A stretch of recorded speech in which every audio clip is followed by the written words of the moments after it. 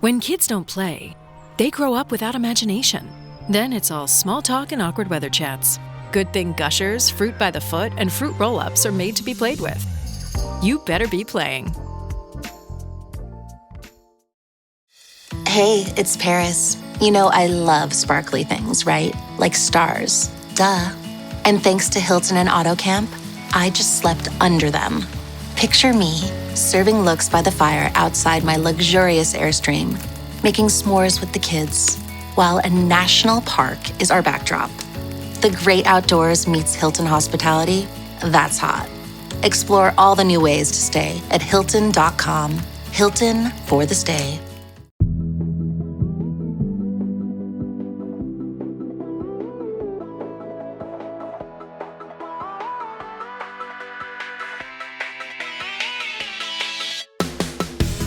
Hey, I'm Candice Lim. And I'm Kate Lindsay. And you're listening to ICYMI. In case you missed it. Slate's podcast about internet culture. And today we are talking about AI, specifically two major lawsuits that were recently decided. Yeah, and these cases, they involve well-known creatives like Sarah Silverman, Ta-Nehisi Coates. And AI is a controversial topic, and while Kate and I both choose not to use it, that doesn't mean nobody should. I imagine a lot of people listening already use some of these tools in their everyday lives. Maybe we've used them accidentally, but the laws around this are new and still evolving.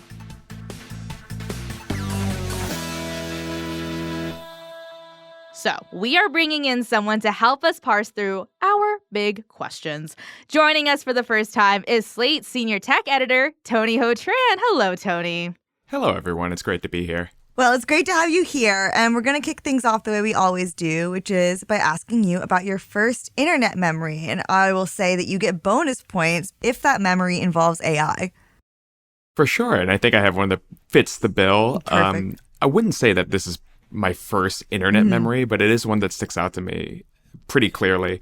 I think any child of the 2000s is pretty familiar with using AIM. AIM was pretty big in my school. I remember coming home from middle school after school every day and running downstairs to where my parents kept the computer. It was like this massive Gateway 2000 computer and booting up AOL and logging onto AIM so I can just chat with my friends all day. But, you know, one of my favorite things about AIM was it also gave you access to this chatbot called Smarter Child. And Smarter Child was this very rudimentary chatbot at the time. And you could essentially just have conversations with it the entire time. You could ask it for jokes and it would tell you a joke.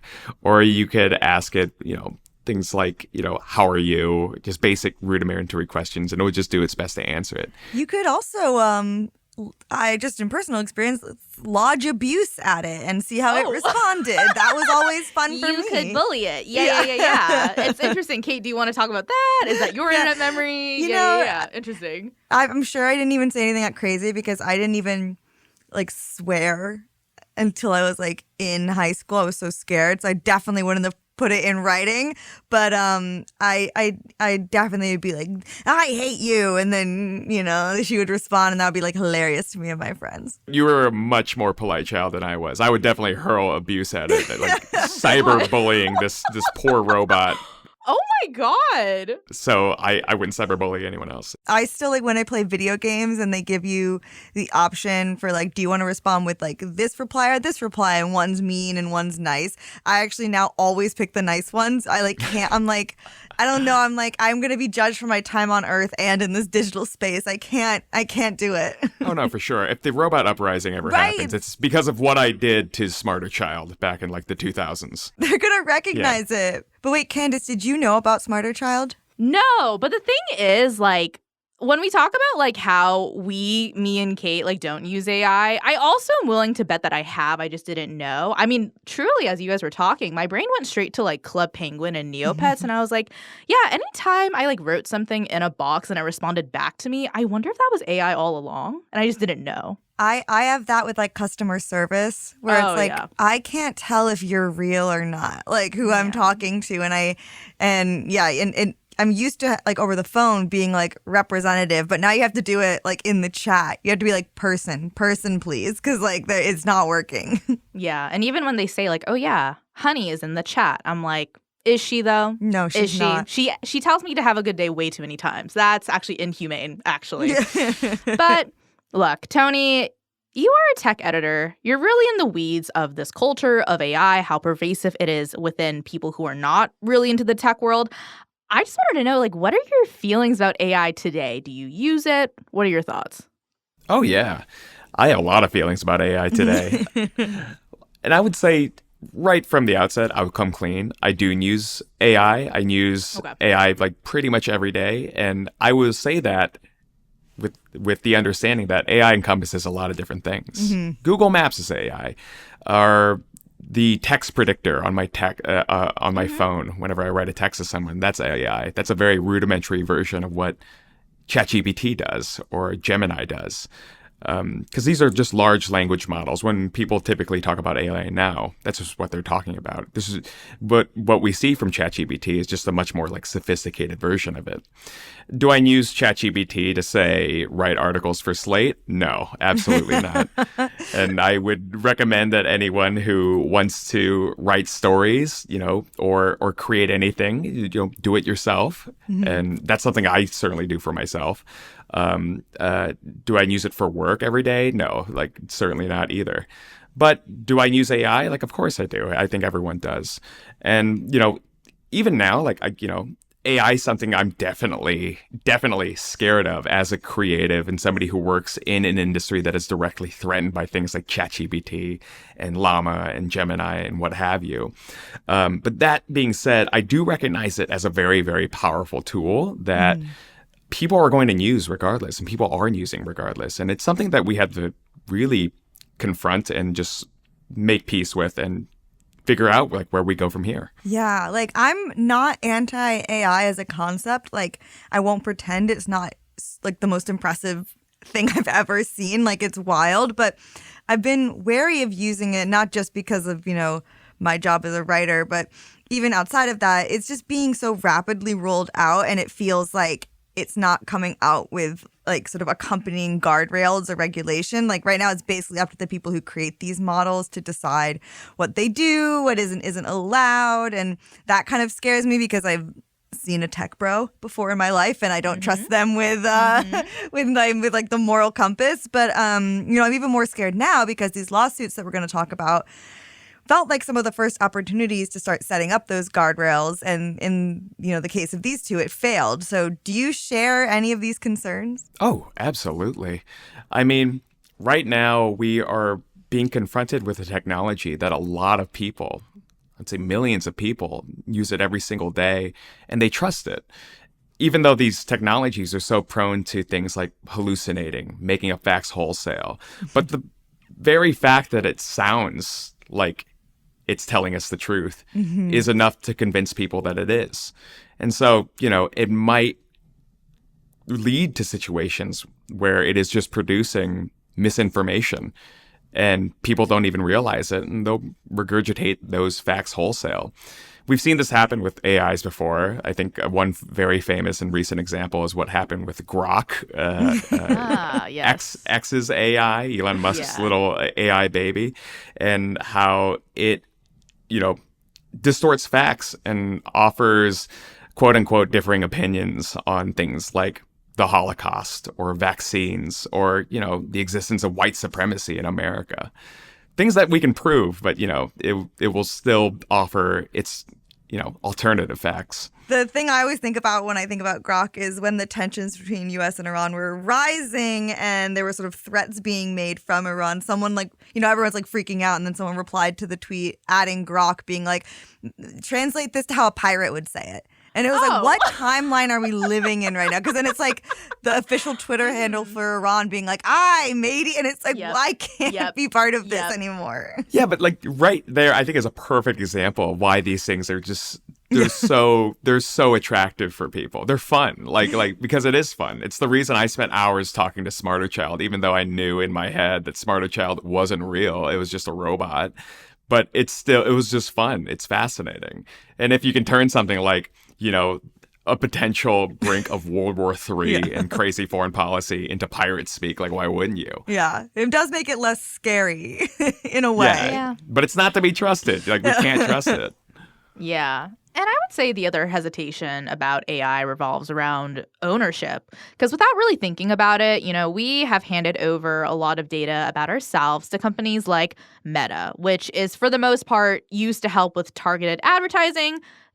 Scroll through Facebook, see some leggings that they know that you would like, and you buy the leggings. And I think most of us have come to terms with it. We joke about it. But with AI in the mix, I think the question of who owns what online feels a lot more significant. So we're going to get into that after a short break. When we come back, we'll explain these two big lawsuits, and Tony will help us understand what they mean not just for AI, but also for us.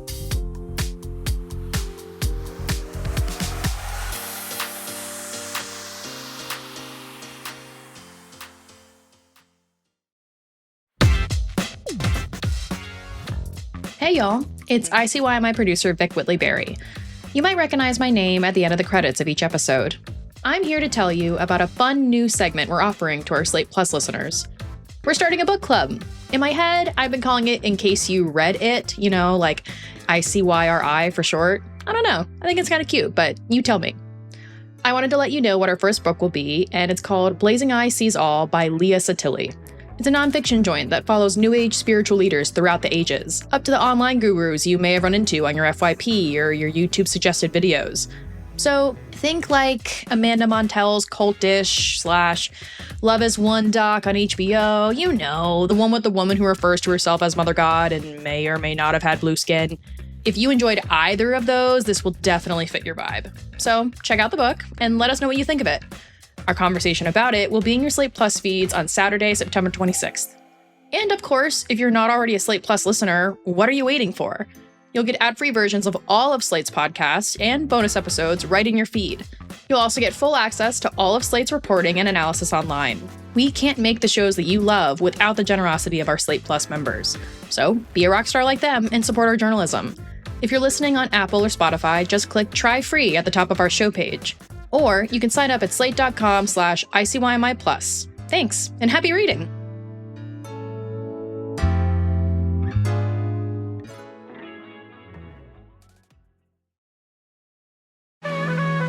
This podcast is brought to you by Progressive Insurance. Fiscally responsible, financial geniuses, monetary magicians. These are things people say about drivers who switch their car insurance to Progressive and save hundreds. Because Progressive offers discounts for paying in full, owning a home, and more. Plus, you can count on their great customer service to help you when you need it, so your dollar goes a long way. Visit Progressive.com to see if you could save on car insurance. Progressive Casualty Insurance Company and Affiliates. Potential savings will vary. Not available in all states and situations. Everyone who works at Starbucks, full or part-time, gets stock in our company, simply for being part of our company. That's why we call our employees partners, because when Starbucks succeeds, our people do too. And that success turns into down payments, family vacations, and so much more. At Starbucks, benefits like company stock are just the start. Learn more about how we support partners at starbucks.com/partners.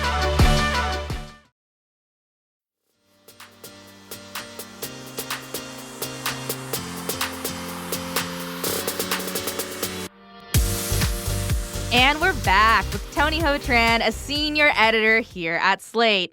Tony focuses on the intersection of tech, business, and our lives. And we are about to get into two lawsuits that friend of the show, Nitish Pahwa, just wrote a piece about. In general, Tony, would you say this story about these lawsuits, does it frighten you, enlighten you, intrigue you? What's kind of like your instinct reaction? I would say that I feel pretty disheartened about the results of these lawsuits, but not completely so. And I think it's because the results of the lawsuits offer a kind of Rorschach test to how you want to view the results of this and looking forward to different cases that might go into the copyright battle between creators and these big tech companies with these large language models. Yeah, and so actually, let's just get into it. So last week, 2 lawsuits in California tried to determine if it was a copyright violation for big tech firms to use the published books of certain authors to train generative bots like ChatGPT. So I'll spoil this a little by saying both lawsuits did not rule in favor of the authors, but let's start with the first one, where 3 authors sued Anthropic, which is an AI company with heavy backing from Amazon, for using their books to train their chatbot named Claude. And these authors, Andrea Bartz, Charles Graeber, Kirk Wallace Johnson, claim that multiple books of theirs had not only been used to train Claude, but were also pirated illegally for training purposes. So we have 2 counts here: copyright infringement and piracy. Tony, what was your synthesis of this lawsuit? What stood out to you? Yeah, this one was really interesting because right off the bat, you had U.S. District Judge William Alsup, who decided that the training itself, it didn't violate copyright law. Everything that Anthropic produces, like when it comes to these, in relation to these authors' work, constituted fair use, which meant it was okay to use. However, where Anthropic did screw up and where the judge did ding them for was the fact that they had downloaded millions and millions of books illegally in order to train their large language model. That's bad. And that points at a very important piece that is kind of underlies both these lawsuits. Is like, where did these writers get hurt within the market? Like, where did they get hurt financially? And when you pirate books, when you pirate anything, the law typically looks down upon that. And the judge definitely did so here. Yeah, so he ruled that Anthropic did not violate copyright law. So in that case, it feels like AI won this battle. But like you said, there will be another trial to rule on the damages to do with sort of the piracy in the copyrighted books. But that's next. But in terms of the AI of it all, AI victorious. Yes, unfortunately. Yeah, and there's more. Because there was a second ruling that followed the next day, asking very similar questions. I will just say the judge on this, interesting guy, interesting response. And so let's get into the basics. Basically, this was a lawsuit where 13 prominent authors like Ta-Nehisi Coates, Sarah Silverman, Richard Kadri, they sued Meta because their books were used to train Meta's AI machine. It's called Llama, and Llama is used for things like Zoom, their little AI companion that pops up at the bottom of your screen. No, yeah, where Zoom is like, do you want me to tell you what you talked about? It's like, I actually know that, but I was just there. But I didn't know it was that one, so that's interesting. So this is the thing. It's like, it's appearing in your life, whether you even realize or not. It's like, I can't even confidently say I've never used it. But in this case, the authors argued that 1, automatic AI training using copyrighted works undercuts those authors' ability to negotiate other deals, and that 2, Meta's Llama technology is, quote, capable of reproducing small snippets of text from their books. And again, bad news, the judge in this case sided with Meta, but his response was different from the previous ruling because he kind of went like law school professor on the lawyers representing the authors. And he was like, here's what you should have done. Like, Tony, do you kind of remember what he said? You're right. The judge in this case, and I'm going to butcher his name, I believe it was Judge Vince Chahabria. He said essentially that the authors just came to court with a crappy argument. So did their lawyers. Like, the argument wasn't strong enough. They weren't able to effectively prove that Meta's Llama, their large language model, would produce like their works wholesale. And so it didn't constitute a use of copyright infringement. Sure, it was able to maybe emulate some style or do things that were pretty similar to their work, but it wasn't exactly, it wasn't enough to prove a copyright violation. What this judge essentially said was like, here's exactly what you did wrong. And in the future, if there is, say, another case you or somebody else wants to put forward, like, here's what I would do, essentially. And so, yeah, his problem was that they weren't able to prove that market harm, quote unquote, market harm had been done to these writers. So unless these writers were able to, or future writers are able to come to a judge or this judge and prove that they lost money because of these large language models, they don't really have a case. But this judge didn't close the door entirely. The judge kind of left the door open and in fact, invited people to walk through it. It kind of reminds me of like, when you were in school, like, did your class ever do so bad on a test that you get it all back and you get all the sort of corrections and stuff, and your teacher's like, you all did so bad, but because I'm so benevolent, I'm going to let you do it again. Yeah. And that basically what this feels like. Right. I've been in a few college classes like that before. Yeah. I mean, in a way, it's like your opposing team's coach being like, hey, guys, here's the playbook. Try me and like come back. And I don't know, in a weird way, I find that weirdly encouraging because I do think this judge kind of showed his hand a little bit in his decision because he did say that generative AI has the potential to flood the market with songs and articles and books in less time, with less creativity than real artists would use to create them, and that when companies create AI-generated products, that will affect the market for those works and, quote, dramatically undermine the incentive for human beings to create things the old-fashioned way. He's one of us. And I just feel like he's basically saying, hey, guys, you might not have got AI this time, but I also don't completely agree with what's going on with Meta and all these big tech firms and what they're doing. And so, I don't know, Tony, what's kind of like your biggest takeaway from this judge's ruling? And maybe how does that compare to the first lawsuit we talked about against Anthropic? I mean, this judge's ruling really does and should give everyone hope if you are on the side of creators, writers, musicians, artists, what have you. Because at, the core of this is this question of fair use. Part of fair use is like whether or not the work itself is transformative. And, in some cases, which I believe like the Anthropic one was decided, the work was found to be transformative. But it also pokes at this question of like, well, is it fair? Whether or not something is fair is a cultural and it's an ethical consideration. When we consider, is it fair if I read all of Ta-Nehisi Coates' essays and his books, and from that, I am able to write within the style roughly, in a rough approximation of Ta-Nehisi Coates. That's fair. We would all consider that's just fine. But if, say, a large language model did the exact same thing, and was able to produce not just, a book a year, but maybe a book a day, at that scale, is that fair? Mm-hmm. I don't think so. And I'm not entirely sure if there's a lot of creators out there who would think that was fair. It's about giving creators, artists, and, writers like us, like a fighting shot. Yeah. And like the thing is, like, fair use is an important law. And like, I think, again, it's one of those things that people interact with more than they think. Like, it's how like the YouTubers you watch can like react to certain clips, or it's how even on this podcast we can like play little bits of songs and things like that. Like, it is an important ruling, but it's weird to have it contend with like AI rather than like the decisions of humans. But in this week, we have these two lawsuits. They rule on the side of AI and big tech. But like you said, I don't think all hope is lost. And we will debate why after the break.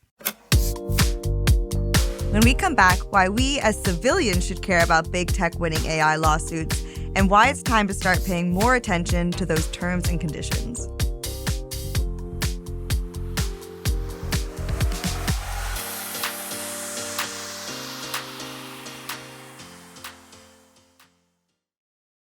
The 7-seat Volvo EX90 is a car made for finding tranquility in midtown traffic with a serene Scandinavian interior.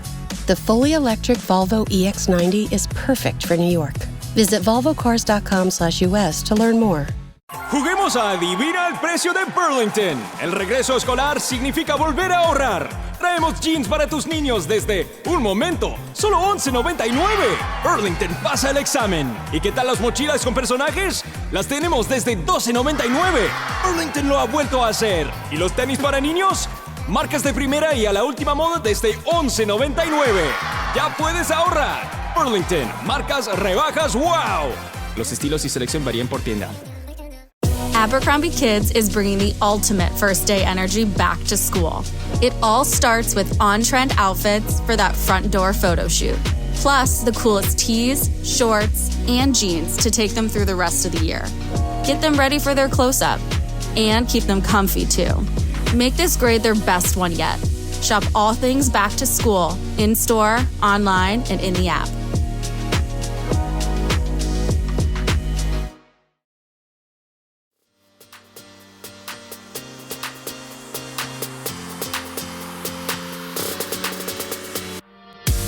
And we're back. And while this episode has focused on two specific lawsuits, they are far from the only ways people are fighting to regulate AI. So, for instance, last week, over 70 authors like Ali Hazelwood, Tia Williams, Veronica Roth, Emma Straub, they all signed an open letter to the big five publishers asking them to promise, quote, that they will never release books that were created by machines. We also have Disney and Universal. They are suing Midjourney for making innumerable copies of characters including Darth Vader from Star Wars, Elsa from Frozen, and the big one, Minions from Despicable Me. To the point where Disney's chief legal officer, Horatio Gutierrez, said, piracy is piracy, and the fact that it's done by an AI company does not make it any less infringing. And finally, 3 big record labels are suing Udio and another music AI company called Suno, which can reproduce elements of songs by Mariah Carey or James Brown and others to then mimic the voices of artists like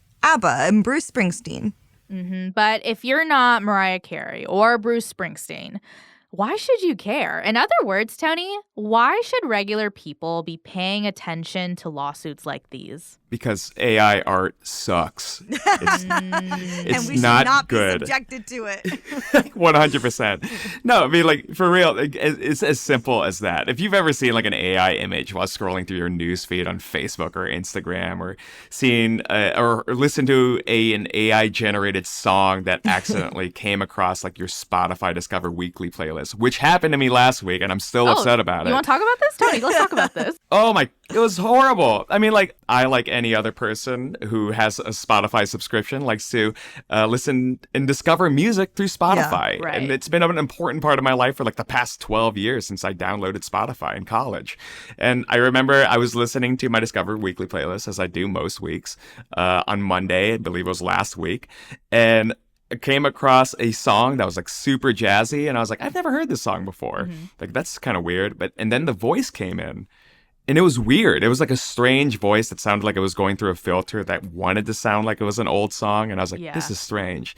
I clicked on the artist, and the artist just came out with a bunch of songs like this year. That's red flag number 1. Red flag number 2 was all of its album art covers were like clearly AI generated. I'm talking like people with like multiple fingers on their hands, like like body parts in the wrong place, that kind of thing. And I was like, this is just straight up an AI-generated song. Lo and behold, each and every one of their songs sounded like it came from one like Suno or one of these other AI generation, like music generation sites. Wow, it's so frustrating. That's all to say that this art is bad. That's a real thing too, where I think the acceptance of like AI-generated music, for example, very prevalent on TikTok. For example, years ago, we did an episode about AI SpongeBob covers, and it was people being like, Plankton singing Fergie's Glamorous, right? And the worst part is like you click on it and you're like, dang, that hits though. And you're like kind of into it. That's the worst part. But then now the latest thing is that, like, speaking as a fellow Spotify sufferer, Apple Music, they have come out with Auto Mix, which is kind of like a DJ that kind of like, it's more than just gradient. It's like they really mix up the beats for you. It's AI. It's AI, and people are loving it. And that's like the tough tug of like, I'm seeing people love this thing that I inherently hate, and yet I kind of want to join them because the music kind of hits. I was going to say the one like you got to hand it to them is, and I don't know if this came across either your For You pages, but before Taylor Swift's last album, people knew that there was a song in it called Fortnite. And someone, I guess, leaked what ended up being an AI version of the song, and that song is good. Like, and then people were kind of disappointed.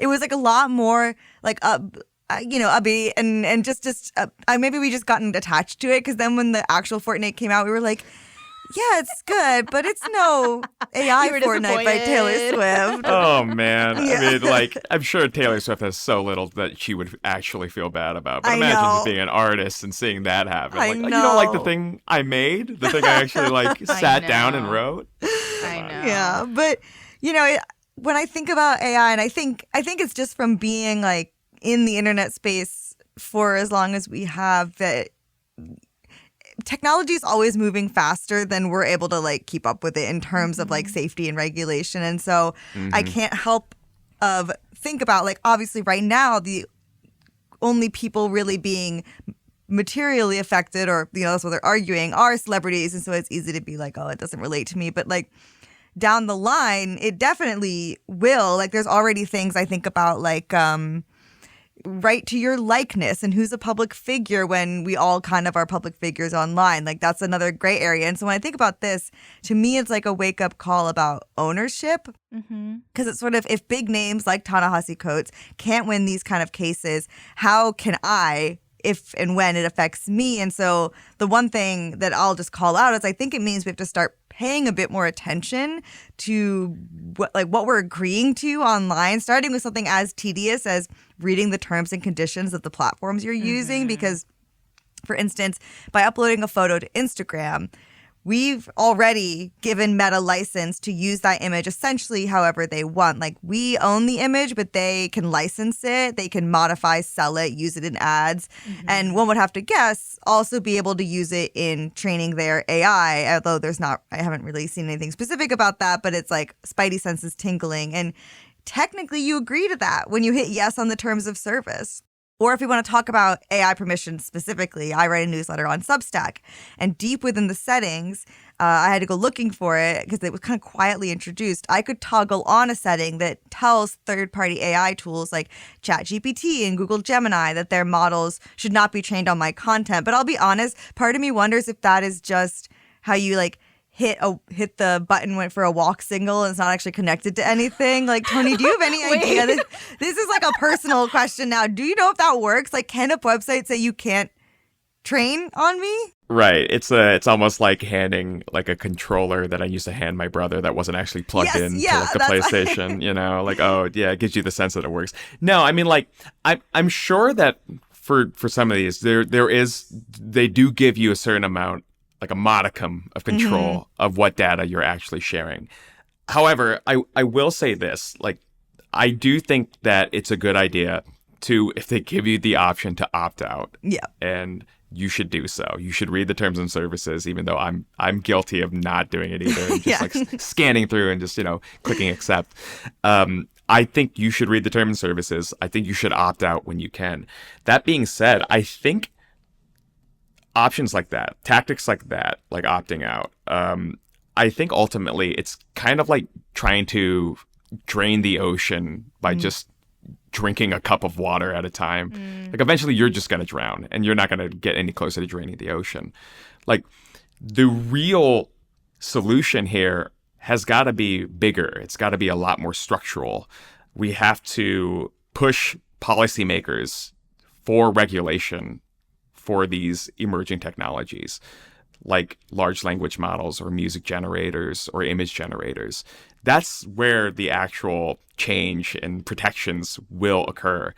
There's only so much that we can do as consumers, especially as these technologies become more and more ubiquitous. If I want to sign into so many websites now, I either have to have a Google account, a Meta account, an Amazon account, whatever else. Like, we are beholden to these platforms, like, and we have to use them. Some of us have to use them for our livelihoods, like myself.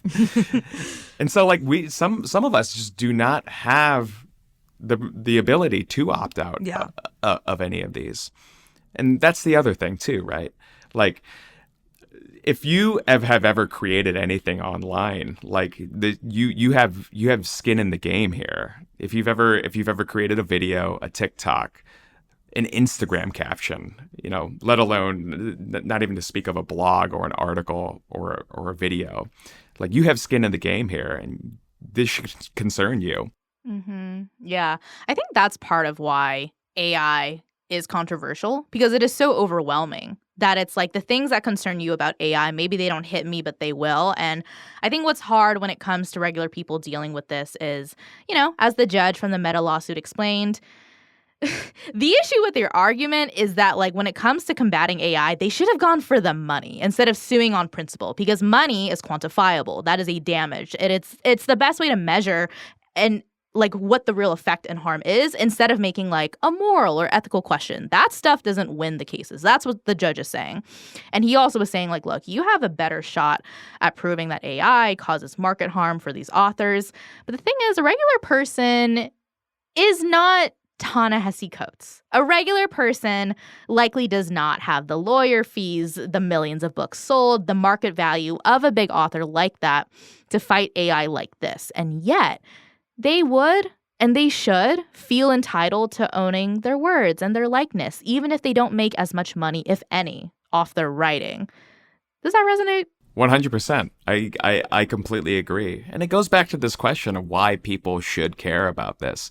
Mm-hmm. And like, you should care is because if we do get to a point where these big corporations aren't willing anymore to pay writers, to pay artists to create illustrations, to create actual humans to make videos and film videos for them, or to create a song for them, we're going to get worse products. It's just a fact. Like, these generative AIs just won't ever be as good as a human. I think back to this idea that there is just going to be less and less incentive for companies to just invest in creators and in everyday people. As a result of that, we're going to lose humanness within our art. Our art is just going to get worse because of it. The media we consume, the TV shows we watch, like after a long day of work, the ways we relax and actually enjoy life, it's going to degrade, and I think we're going to be worse off for it. So people should care. Yeah, and you know, these lawsuits we've been talking about are mostly about ownership and copyright and things like that. But I think, and you mentioned this up top, the other big issue with AI is misinformation. And for instance, calling myself in, I totally believed that Donald Trump said hard pass about entering World War III. Did anyone else get exposed to this? Because it was an AI video. And it's just him saying World War III, hard pass, like giving a press conference. That seemed believable to me, given the timeline we're currently in. But it wasn't until I tried to find the video to send it to someone that I got like the news article that it was AI and it was being debunked. And that was really humbling for me. But when it comes to the misinformation side of things, like we're seeing efforts about ownership. Tony, are you aware of any efforts to like curtail that, to address the misinformation problem? I am the effort to curtail the misinformation problem. Thank you so much, Tony. Thank you so much. Genuinely. No, I mean, like, no, we are the effort. It's up, honestly, it's up to the media in order to inform people about what to look out for, what's real, what's fake, and to shout to the rooftops when we do spy something that could be misinformation or disinformation. Mm-hmm. And, you know, the other thing is, you know, a lot of this, to go back to like structural versus individual solutions, a lot of this could also be put onto just everyday users being a lot more aware about the media they're consuming. And it's hard, and it's going to get harder, but we need to, you know, stay afoot on all this, like, because unless we're able to identify, you know, like whether or not an image is real or fake, or whether or not a piece of audio or video is real or fake, we're not going to be able to like trust even like the things that we see with our very own eyes. Yeah. And of course, there are definitely ways right now that we can identify whether or not something, you know, is likely AI generated. You know, even things like, oh, the extra fingers on like a video of Donald Trump, or the weird kind of cadence that he's saying his words doesn't quite sound like him. Yeah. Little things like that. But, you know, these things are going to get more sophisticated. They are going to get better. And I definitely see a future not too far off where it starts to become truly indistinguishable from reality, which is why there's even more pressure. And I think it's more important than ever that lawmakers and policymakers and people who can actually affect structural change to guard against these generative AI systems do so in order to protect, you know, people like you or I. But in the meantime, you know, we'll keep an eye out for everyone else. Yeah, I feel like one of the issues, and not that I don't think this was like some master plan that was done on purpose, but like the way we use the internet and social media has shifted, and it's very passive. It's not very proactive. We don't really get on to look for anything unless you're me trying to find that Donald Trump video. But mostly you get on and you just accept what's given to you. And so we've like kind of been conditioned to that's how we just let it come to us. We scroll through, and there's not really any incentive to be proactive, and that would include like being like, oh, is this real? Like we call it like, you know, going into a TikTok hole. We like, it's like numbing on purpose, and we have to kind of figure out how to not engage in that same way, because if we're just passively receiving everything, then yeah, you're gonna be duped like me. Mm-hmm. Okay, so Tony, you've mentioned that you have used AI, and I don't have, like, I'm such a Luddite with this that like I don't even have like the app. But you revealed yourself to be a user, and so I want to ask you a question. If you could do something for me, that is a question we've had since the last episode of the podcast that I couldn't get an answer to through Google when we were talking about the woman in her 50s who went to Mexico to get a facelift. And I mentioned that on my way back, I was passing the declaration at customs line, and the thought occurred to me, if you go to Mexico to get a BBL, do you need to report it to customs? And when I was Googling it and looking around, it was unclear. And so I was wondering if you could do this for me. I can 100% do that for you. All right, perfect. Do you want me to do that? Like, it has like a voice function. Oh my do you God, want yes, me to, please. like, Yes, please. Do we want audio? Okay. Yes. Okay, you're gonna notice my ChatGPT. It has like a weird British voice. No, that's what I would sillier. choose too. Yeah. Okay, perfect. Let's see. Hey, ChatGPT, if you get a Brazilian butt lift in Mexico, do you need to report it to customs? So typically, cosmetic procedures like a Brazilian butt lift aren't something you have to declare when you return through customs. They usually care more about goods you're bringing back, like souvenirs or large purchases. But definitely make sure you have all the proper documentation and follow any post-op guidelines for traveling. There you go. There it is. All right. Asked and answered. Wow. Now you know. Okay. All right. I suddenly have to take some vacation days next week. I think I do too, actually.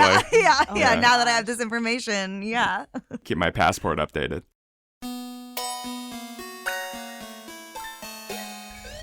Okay, that's the show. We want to thank Tony Ho Tran for joining us on today's episode. We'll be back in your feed on Wednesday, so definitely subscribe. That way, you never miss an episode. Leave us a rating and a review in Apple or Spotify, and tell your friends about us. You can follow us on Twitter at ICYMI_pod, and you can always drop us a note at ICYMI@slate.com. ICYMI is produced by Vic Whitley-Berry, Candice Lim, and me, Kate Lindsay. Daisy Rosario is our senior supervising producer, Mia Lobel is Slate's executive producer of podcasts, and Hillary Fry is Slate's editor-in-chief. See you online. Or cyberbullying smarter child.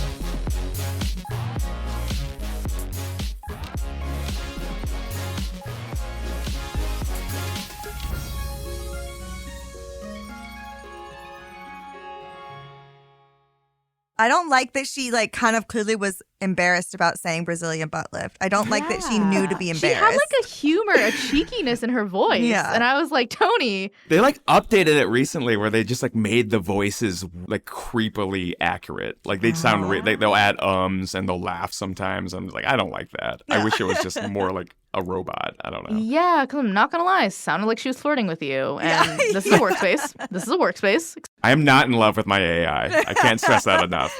This is not a her situation.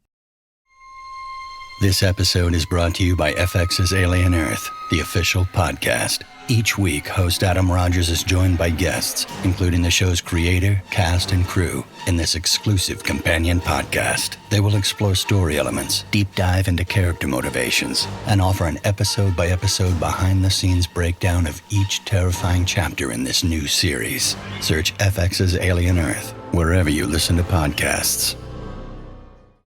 Want to live better? We've got a lot of work to do. Join Chris Hemsworth in National Geographic's new Disney Plus original series, Limitless. Live better now. I'm diving headfirst into cutting-edge science to uncover 3 powerful secrets to living better right now. The growth that occurs through any challenging experience is really what we seek. Chris Hemsworth stars in Limitless. Live better now. Now streaming on Disney Plus and Hulu. It's showtime.